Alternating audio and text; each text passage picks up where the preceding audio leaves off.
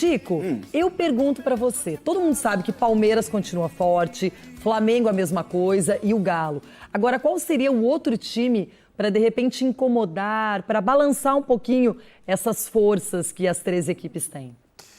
Qualquer equipe que a gente citar além dessas três favoritas será uma surpresa na temporada em termos de título.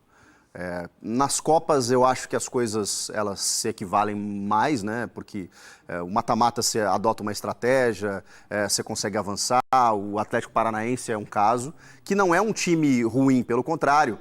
Mas é um time que tem um conceito de jogo, tem uma estrutura e é um time que se acostumou a chegar em decisões e focou nessas competições de mata-mata. Inclusive pagou o preço no Brasileiro, quase foi rebaixado, escapou ali nas rodadas finais. Por quê? E dá para dizer que deu errado, chegou na final da Copa do Brasil e foi campeão sul-americano.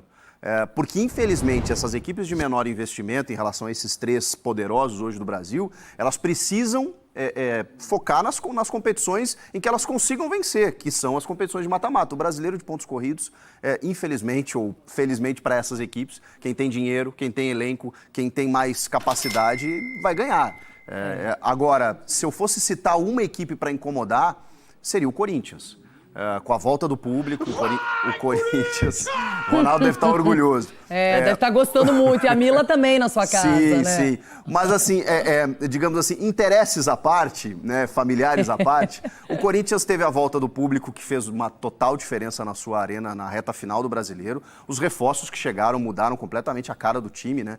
Precisa mudar essa oscilação de ser um time em casa e outro fora, isso é um ajuste que precisa ser feito.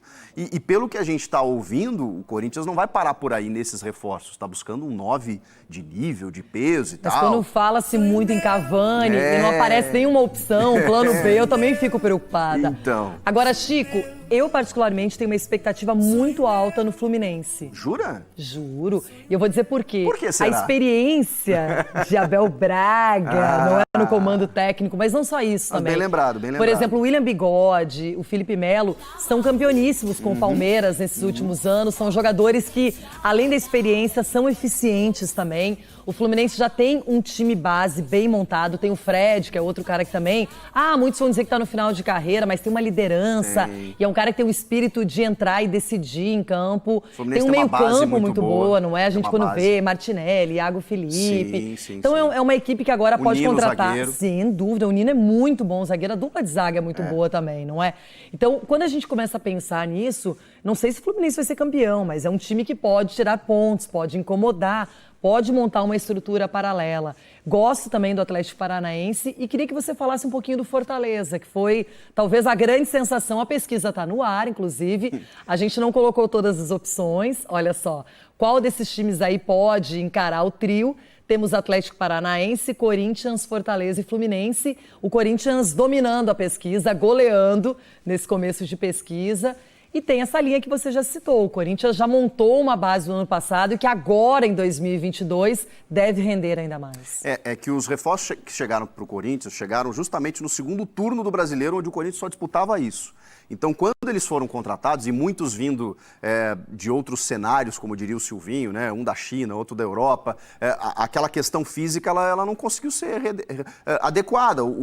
Os 4 jogadores, se eu não me engano, jogaram 3, 4 partidas inteiras, porque muitas lesões, o William ficou de fora um tempo. Então, quando eles foram contratados, se dizia, esses reforços são para 2022. Então, por isso a expectativa no Corinthians. Quando a gente estava montando essa pesquisa, já tem uns dias, o Charles Mills, nosso diretor, falou assim, poxa, mas é óbvio que a quarta força é o Fortaleza, terminou em quarto do Brasileiro, né, provocando.